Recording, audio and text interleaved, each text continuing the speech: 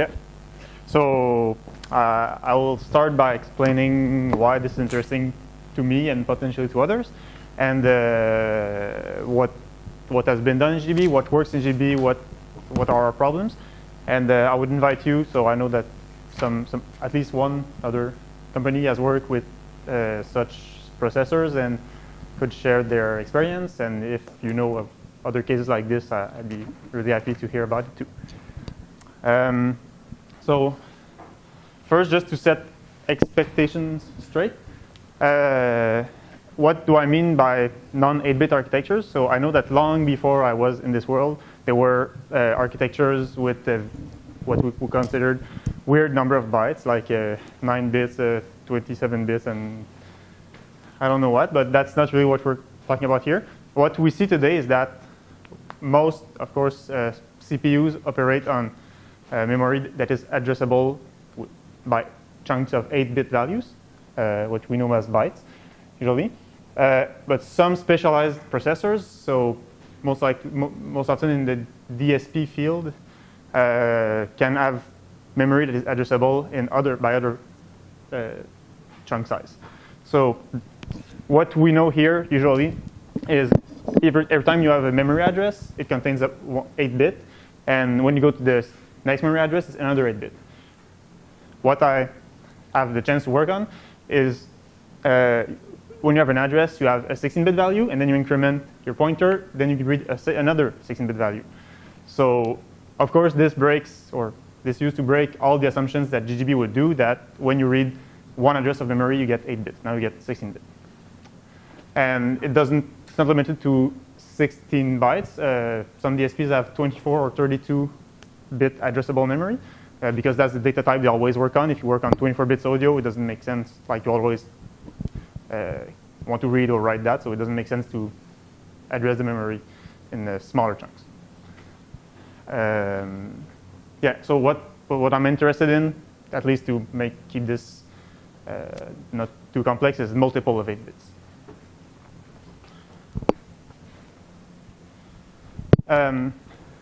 So what's the status in GDB today of if you have such an architecture? I can speak, so from experience, at Ericsson we have an architecture we use that happens to be 16-bit addressed. And we have a GD port for it that is, of course, not publicly available, since it's not a publicly available architecture. But we adapted GDB enough that it works for us. So the most obvious thing is to make memory reading and writing work. So that was the first thing to. And this part has been partially upstream to GDB in the last maybe 2-3 years. And what you have today is a GDB Arch callback called the GDB Arch addressable memory unit, which lets you inquire what's the amount of bit per address in the memory of this architecture. There's also something called target car bit when you build in GDB. And unfortunately, this is not really satisfactory, because if you want to build a GDB that supports multiple architectures, target car bit is just a macro. And if you compile, for example, for that architecture, it's set to 16. But if you want to use, if you want to be able to debug x86 code at the same time, for example, then it doesn't work. So this is dynamic, and we'll query the architecture that we're working on right now. And just something that uses this is the type length units function that is similar to the type length macro. And this is we often need this. So instead of calling GDB Arch addressable memory unit and times type length, this is, or divided by type length divided by this. This is just a shorthand. For example, if in the value handling code, if you want to go to the second, if we need to go to the second or skip an element of an array, then we can easily use this function to know how many addresses this type uses, and not how many 8-bit bytes. And what works, so the toTransfer partial function, which is at the base of all memory reading and writing, currently deals with this. So when it can read a variety of objects that are memory or not memory, So every time you read or write memory, it will take into account the addressable memory unit size of the architecture and read that amount of, or the appropriate amount of 8-bit bytes. And the caller, though, the caller of toTransfer partial is expected to allocate a buffer that is that has enough space for this architecture. And finally, so we work with a remote backend, and so we had to decide how's the remote protocol going to work. And what we found the easiest was to express. So in the remote protocol, there are packets to write and read memory, and there are sizes. So we had to decide, are those 8-bit byte sizes or bytes of the size in terms of that platform's concept of bytes. And we found it was easier overall to express it in the in addressable memory units. So that's what's documented in the dimension today, and that's what I propose, and nobody complains, so that's why it's like that. But if there's a good reason to change it, I guess we can look into it. And what else works? Well, what we did is basically took GDB and tried to make it work, and every time you hit a problem that's related to bad conversion of 8-bit versus 16-bit, we just fixed it and iterated until, like, today it works mostly fine, and once in a while we find another place that hasn't been updated, which means I was able to update and upstream most of the stuff in the value handling code, but not all. So for example, our platform does not support C++, so nothing in the C++ code path has been updated because I don't really want to go make changes that I think are good, but I can test. So this works, but everything else that we don't use, for example, trace point or I don't know, maybe things related to syscalls, don't really know, but things that are not related to our platform has not been updated accordingly. So that's nice. The only problem is that it's a bit awkward to try to upstream things that don't really have a use upstream. So all the ports that are supported by GDB today, they all use 8-bit addressable memory. And by talking to other people, and in other companies, and from seeing blog posts on the internet, stuff like that, I know that there are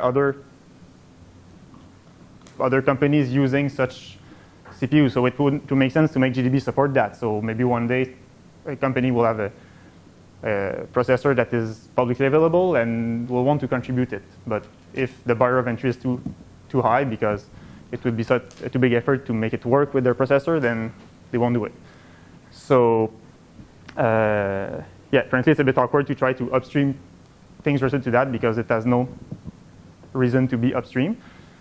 And the reason for that there's no platform supported upstream is that there's no hardware easily available that you could buy for like a reasonable price, or a simulator of such platform. This means that it's not possible to test. So if I send a patch and I tell, I promise it works, then you probably don't have a way to confirm, and we also don't have a way to make sure it still works, or we don't break things. So as a result, like we did a lot of changes. We have a lot of small changes in little areas that adjust the conversion between target bytes and host bytes. I would like to send upstream because it would be good for us to have that upstream, but it's not really motivated because it kind of doesn't change anything in the upstream code. It just, for all the platforms currently supported, it's just a no up. So exactly, multiply by 1. So what I would like to discuss today with you and would be if you see some ways to fix this problem and basically have a platform that we could test on that would be upstream in GDB. And in particular, what sparked my interest was the AAP project from Embecosm. So I'm not sure exactly what the status of that, but it had some, on paper it looked pretty good, which stated that you could generate and build some architectures with kind of arbitrary memory specifications, including non-8-bit bytes. And I'm just looking very forward, but let's say we have that in a complete tool chain to build programs for that, then we probably could have a machine on the build bot that tests GDB for that architecture. And since it's all software-based, like simulated, then everybody breaking it would have a way to reproduce it. So that can ensure going forward that, yeah. What do you mean no simulator? You mean no target simulator? Like we in the GDB source, there's like dozens of simulated boards there, right? But there's not even architectures all right. of CPU. So I think that's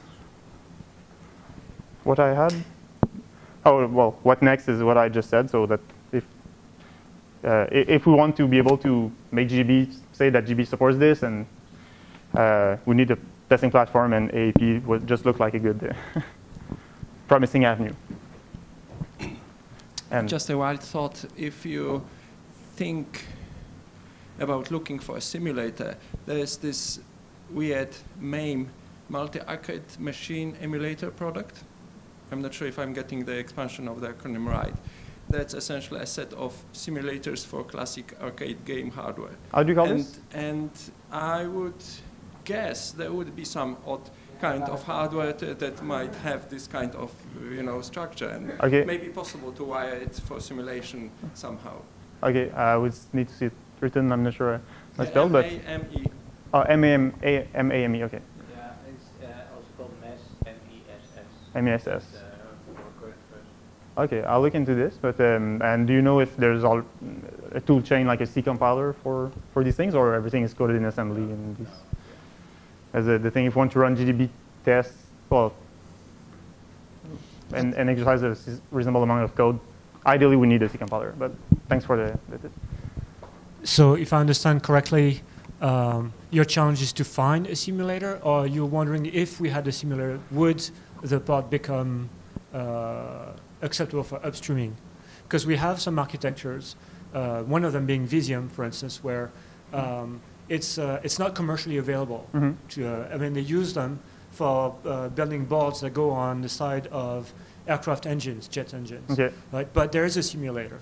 And so if people really want it, they could use the simulator and then test on that, right? To prove at least to themselves that the change that they made did not break that.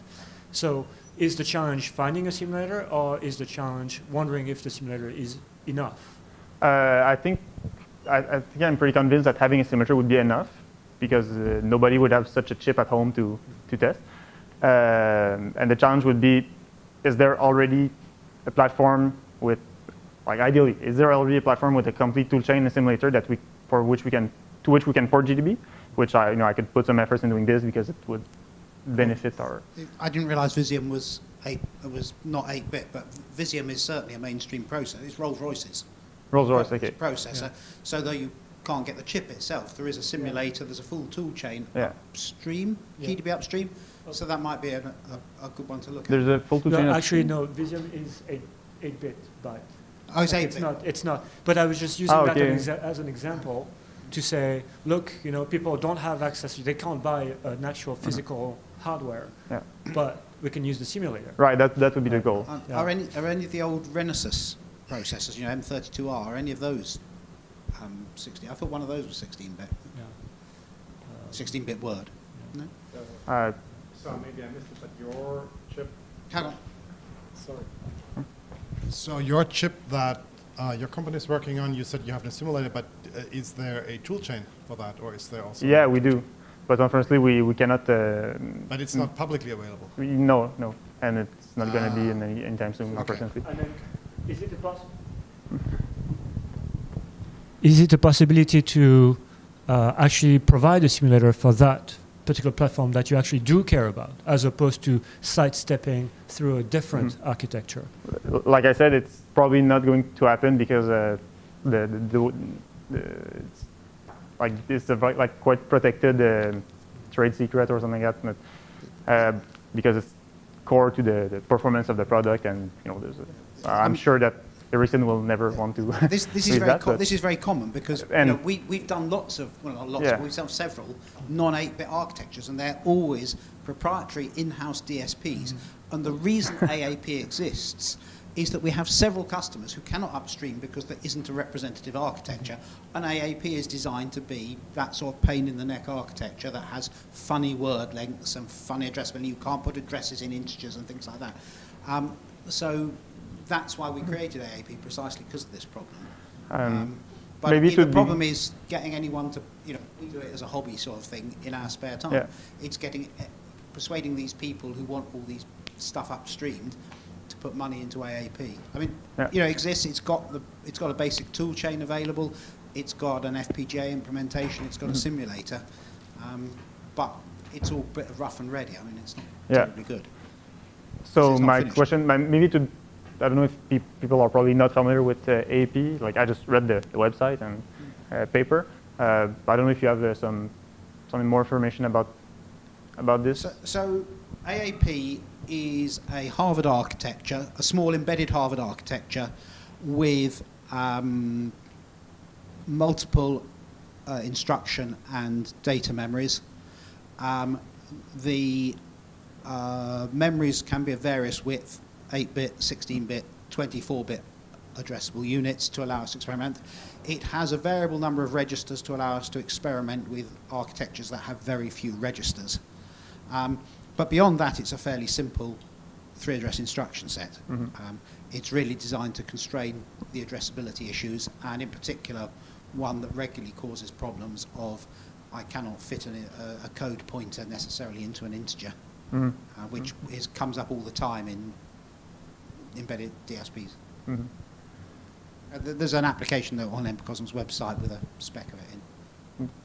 And so that's, for example, that's why I thought it was promising. That's something that we could potentially put some time in to if there's some missing features, bring it to the point where it's usable enough to run the GDB test suite on it as you would run it on another bare metal simulation of a bare metal processor. And yeah. I'm looking up at Ed because he's actually worked on it most recently. I'm not sure what the status is. So in terms of current status of things, it's actually an LLVM compiler, and then GNU Tools everything else, GDB and whatnot. More recently, we've been working on getting it to go through the GCC regression suite, and then I guess after that we will start looking at the GDB. Well, what happens when we put it through the GDB tests as well. At the moment, the architecture, aside from the tools being a bit rough around the edges, we haven't done anything crazy on the word size, so it is still an 8-bit-byte at the moment. We wanted to get things stable and then start playing with it and making it weirder after that. So, but we've been spending a bit more time working on it more recently. But it's mainly just trying to get things stable and so that they're not quite so shaky around the edges. Okay. An open source project already? Oh, absolutely. Yes. Yeah, help yourself. It's sitting in the Embecosm GitHub repositories and the application notes on the website, and all contributions gratefully received for anyone who wants to play with it. I'd say it's very flexible, so you can change it in all sorts of ways. And one of the ways it's not changed at the moment, it's 16-bit addressable code and 8-bit addressable data, but we want to then change it to 16-bit addressable data and eventually 24-bit, because there's a lot of 24-bit architectures out there. And then for those who are completely masochistic, Lewis is doing a re-implementation of the Apollo flight computer, which is a 15-bit addressable architecture. That's for the future. Yeah, so that's what I don't want to get into. But yeah, so that's why I look promising, because all the, as you said, it's not very publicly known, but there's a lot of chips that are like this, but none of them is really publicable. It's always for internal to a company or very specific to a product, so don't get to see them very often.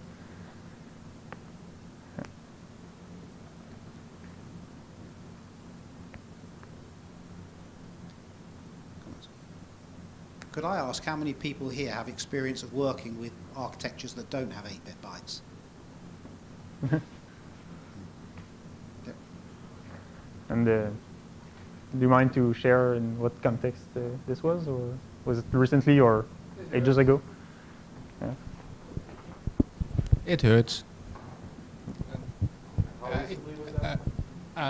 If you what? How recently? It's just a few years ago, but it's hobby, right? It's not for work. It works fine for most things. As soon as your C program uses characters, you've got a problem. Yeah. Well, I guess in most of these, if you have compilers for most of these platforms, it's one char on this platform will be 16-bit as well. So. Yeah, you can do that, but most often you want to do 8-bit, and then you have really, really bad generated code for it. Okay, always shifting things around. Yeah. Writing 8-bit bytes to memory is complete hell. Reading it from ROM, it's doable. The thing with these platforms is they're not dealing with text ever or ASCII or these industrial parts. So. But if you want to run your average C code on it, then you might have some characters in it. And if you want to run regression, almost certainly you need to handle characters, or you'll just have a forest of failures. Well, that's the thing. In our tree of GDB, we often need to adapt the test to our reality. But like once we have the platform upstream, I can start sending patches to say, well, on this architecture, this test needs to be updated and have it support both worlds.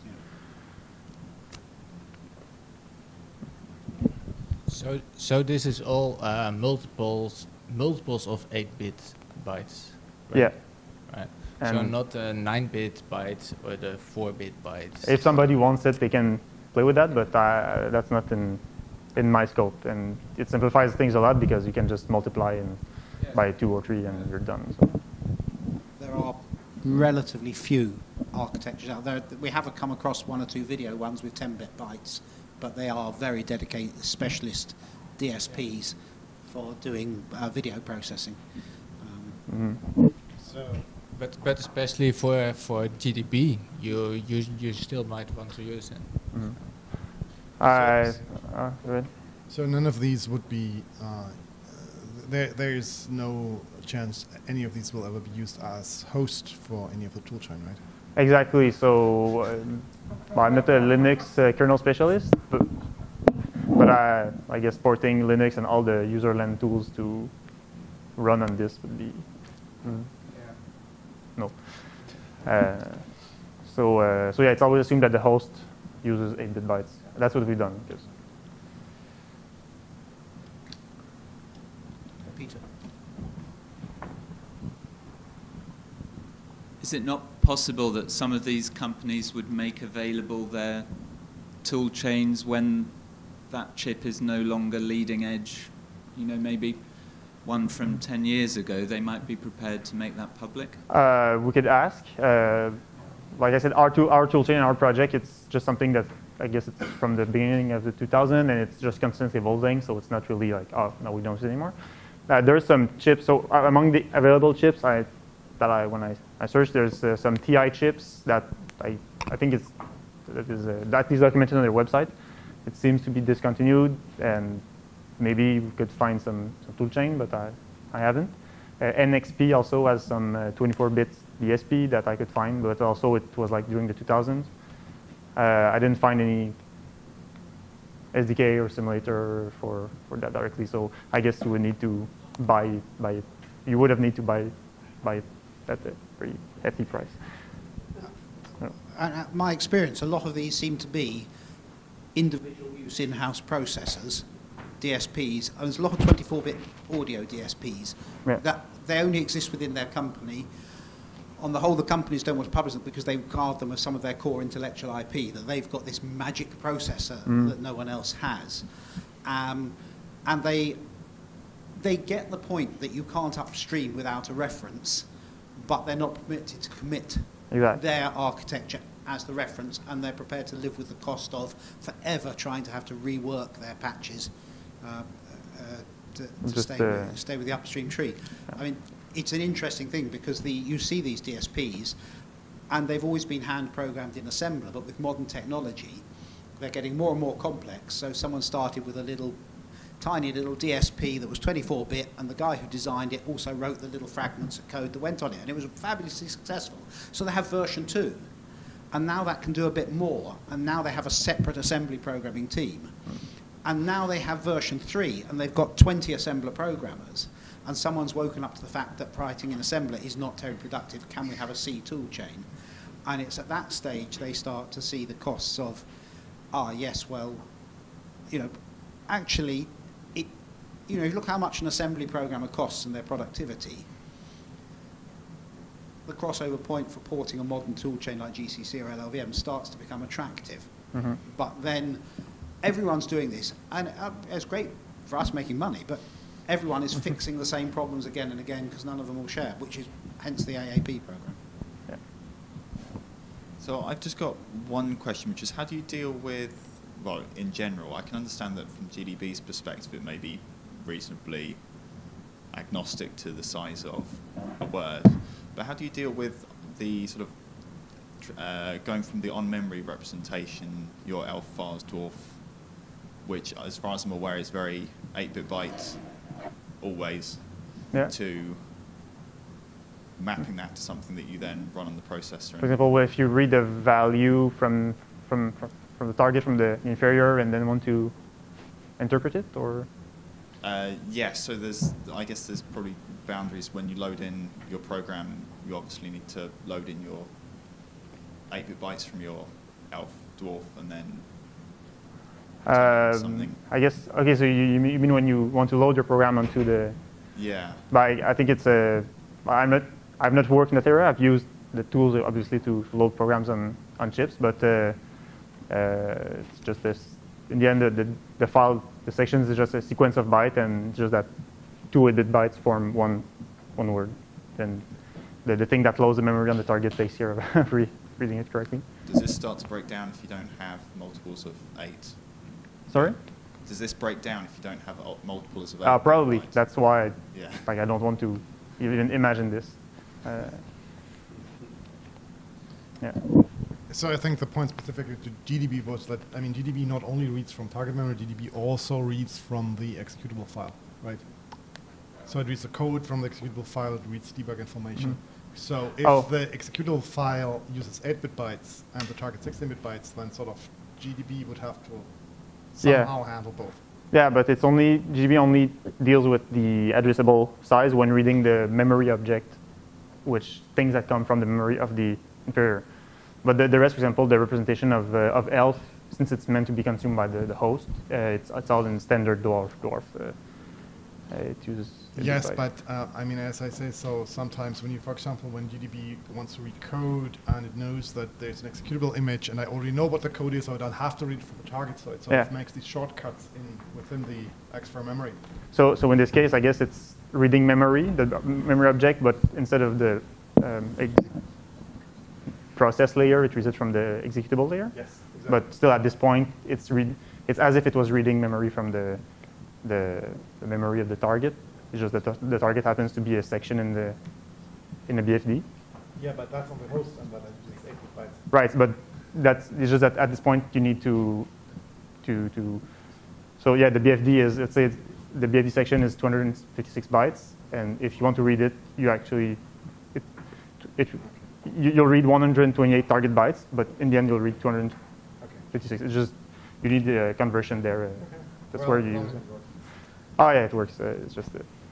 I just checked with Andrew on the architecture we worked on quite recently, and when it came to the whole ELF world, we just turned everything into bytes. Yeah. 8-bit bytes, octets. Yeah, I can't remember exactly what we do, but yeah, sometimes it's one as the other, and it gets confusing. There was one thing I wasn't very clear about is the state of how it works in our GDB.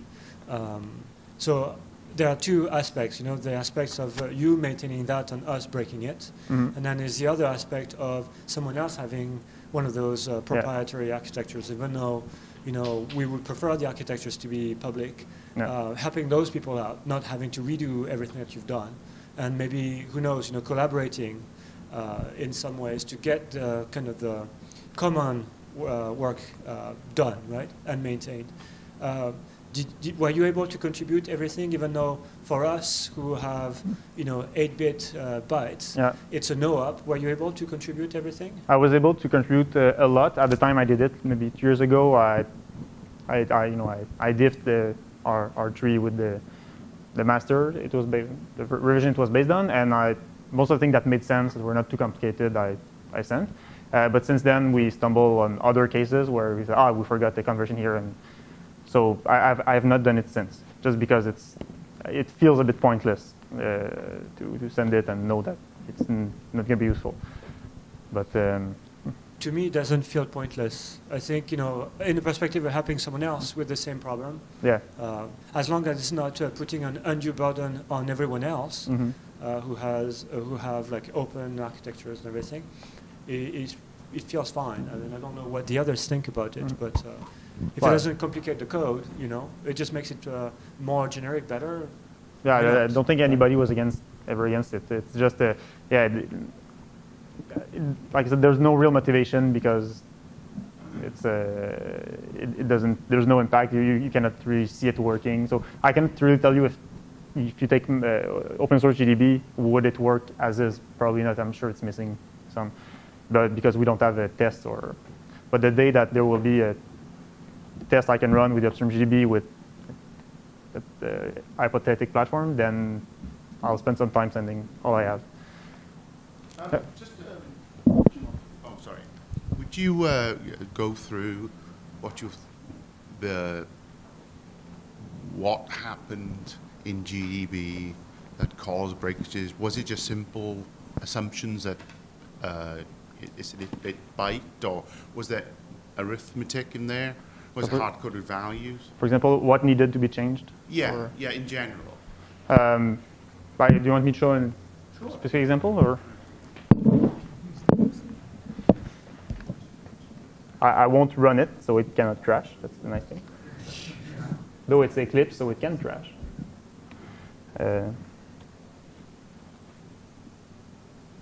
I cannot mirror. That sucks. I guess I'll find it here and then.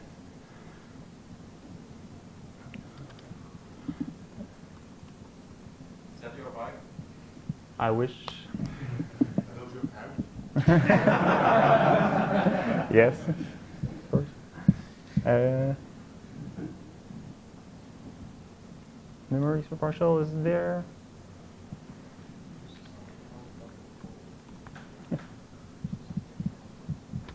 Sorry.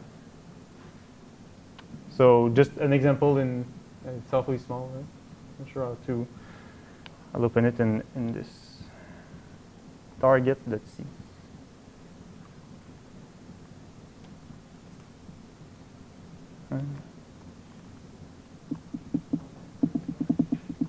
See. Well, that's good enough, and then I can here I can.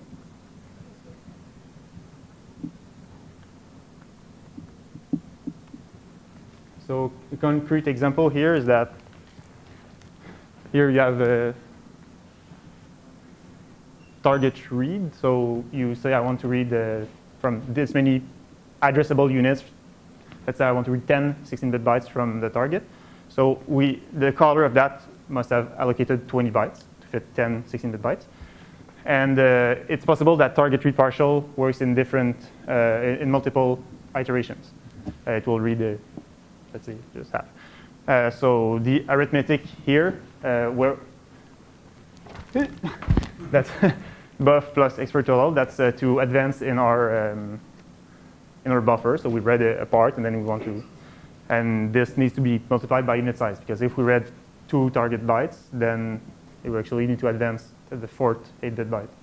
So initially this wasn't there, and it just means that it didn't work properly.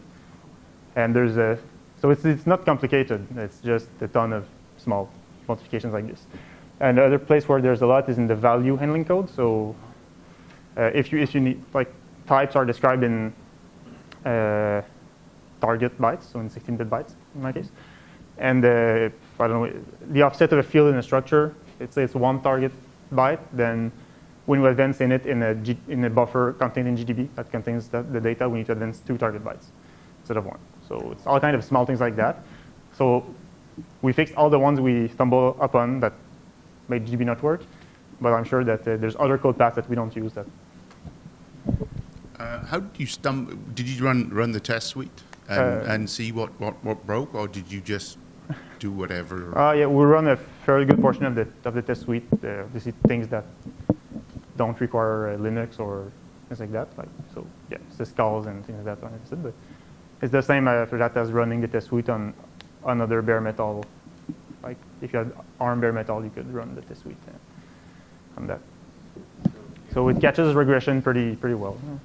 I changed my mind. Already did. Too late.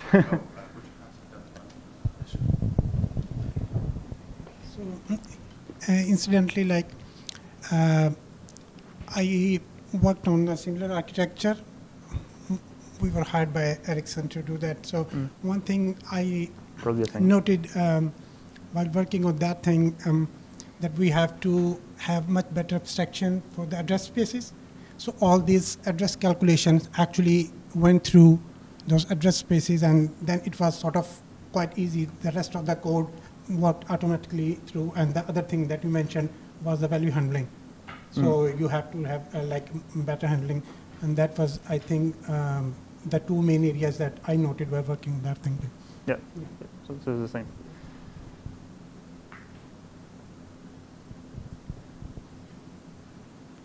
So yeah, thank you for your comments, and I'll still like to take a look at the architecture you mentioned, which is MAME and MAME. See if it doesn't have to be complex or professional or whatever. It's emulator for a lot of classical games. It has like a couple of hundred literally architectures. Some are really weird. But you get output setting for them. You might get some binaries for them, or those might not be legal, so yeah. But ideally, we would run the GDB test suite. Just figuring out the name of the application. That's something useful. Maybe from the name, then you can look it up. The source code of it is really useful as historical data, figuring out old stuff. Because it's fine if it's like a hobbyist thing, but some hobbyist thing has a very dedicated community, and that would be fine too. There's another project that it's called the DCPU 16, which I think it started as a Minecraft implementation of a CPU. So they did a specification of a very simple architecture and implemented it in Minecraft. But people have implemented then assemblers and compiler. Not sure about compilers, but some tools to go on that and have it run out of Minecraft, which would not be There's also practical. a simple architecture. It's called Moxie now. It's part of GCC actually. Moxie, yeah, we have that in. You could adjust that to have 16-bit bytes. Okay. It's a really simple architecture, so you could modify it to.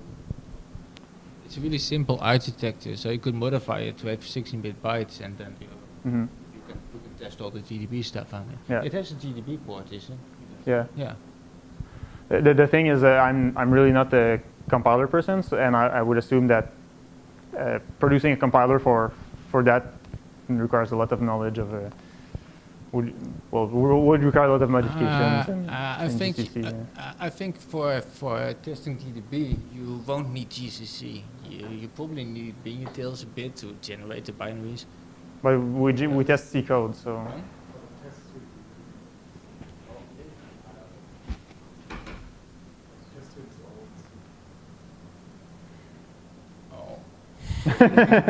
Like, yeah, except some little parts. The question is for you, or you guys. Do you have an idea on the status on the compiler side of support for 16-bit in others? like in both in GCC and Clang? I assume that GCC has no architecture like this, or there will be a ton of problems to figure out. Currently, there's any architecture with non-8-bit-byte. Right. Maybe I can share something. So we had the compiler side of our team, which are in Sweden. So we used to use a commercial compiler until now, but it's kind of phasing out, and we're switching to a compiler based on Clang that's built internally. And they're kind of in the same situation as me with GDB, where they would like to contribute to Clang and fixes to Clang that are related to 16-bit bytes, but I don't think there is one in upstream Clang either. But I think there was a presentation at some LLVM conference about it. But yeah, they're in the same situation where they can't really.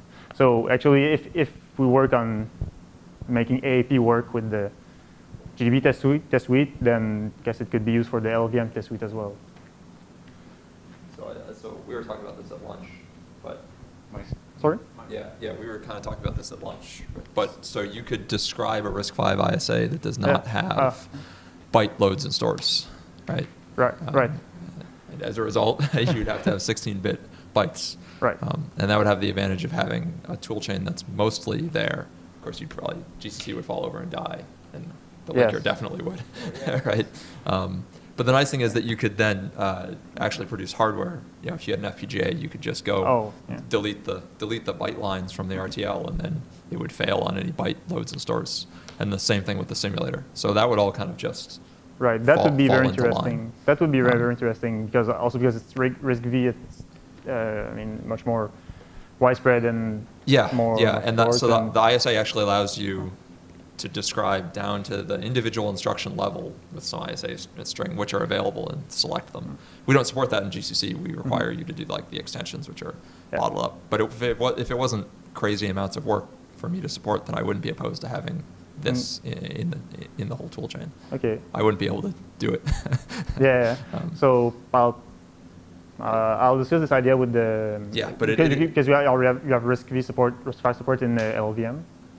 So that's in. I mean, the base ISAs are supported in LLVM. We're missing some ABIs and that sort of stuff. Okay. And then, like I said, the nice thing is that you get hardware, FPGAs. The simulator would just work, all that sort of stuff. So I might be able to. So I might not be able to do it myself, but if the team that works on the compiler would be able to do that part, so if RISC-V is already there and they need to just change some things to work with 16 bits, that could be workable. Like I said, there is a RISC-V ISA that does not have byte loads and stores. It's just one that nobody's ever tried to do anything with. There is? Well, because so basically how RISC-V works is there's a text string that describes the ISA, and depending on what level of detail you want to go into describing that, there's kind of like compression mechanisms. But the text string can go down to actually each individual instruction in the ISA. Right? So the text string for describing a RISC-V ISA with no byte loads and stores would be hundreds of characters long because you need to enumerate every instruction that you have except byte loads and stores. Okay, it's a text string that kind of program or declaratively. So, and this is defined by the ISA manual, and it's nominally the standard, right? But the parsers for the various tools, which all take these ISA text strings, will not support things without. And then, of course, the whole toolchain won't work either, right? But the point is that you could describe it, and then it at least would be an ISA that's fairly concrete, has a port of pretty much everything, and is a defined thing that everyone can agree on, right? Rather than trying to pick an ISA or pick some arbitrary commercial ISA and worry about getting yelled at by some company who doesn't want it out there or something like that. That's definitely something a nice point about the RISC-V that you can customize it as much as you want. Like I said, so I know we have the simple ISA simulator would be a matter of deleting a couple lines of code, and the hardware, in theory, it'd be a matter of deleting a couple lines of code. At what level does it simulate? So it's a functional ISA simulator. It's like it's not. So we have QEMU, which does all the jitting and fast stuff, and then we have something called Spike, which is the slow simulator. It's like you get one C function for every instruction, basically. If you delete the functions that do byte loads and stores, then you get illegal instructions on byte loads and stores, and then you got to make 16-bit bytes work ever in software. And so this is a project available on the it's all open source stuff. Repository. Yeah, yeah. It's called like RISC-V-ISA-SIM or something. Okay, I'll look at on the internet. Yeah, you can just email me or whatever, and we can talk about it. I'll look at the video. Yeah. Cool. Thank you very much. Yeah.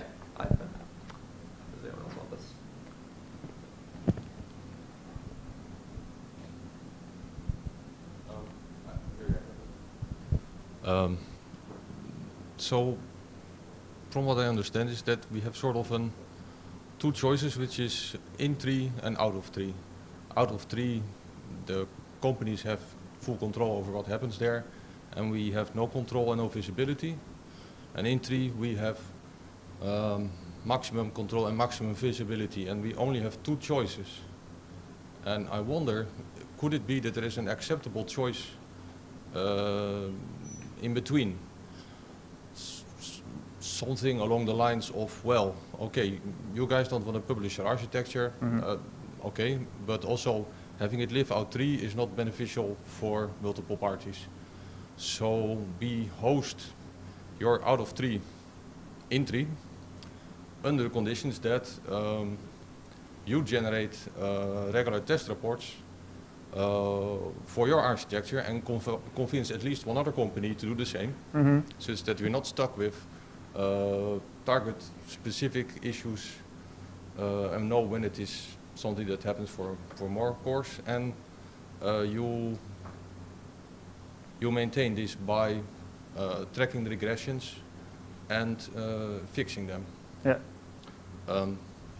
Is that a crazy idea, or so does I guess that make some sense? Maybe for some company it would be acceptable, and the advantage for that company then is that if you have the tdep file of their architecture upstream, at least people that build with enable targets all will notice when it breaks the build, so at least they won't have these problems. And as you said, they will be responsible for actually testing, which is kind of what happens today. Like, for example, I don't own a MIPS CPU, so when I notice a breakage, I fix it, but I rely on people that have MIPS CPU, which I guess is mostly people working at MIPS, to test it, and same for other rare CPU architectures.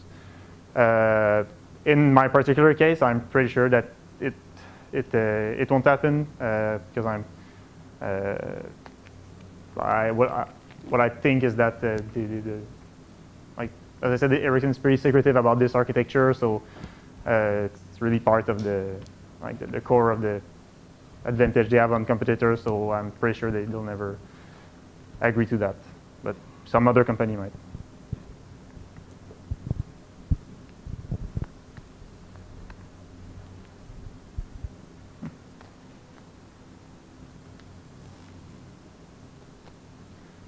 Well, thank you very much for your inputs.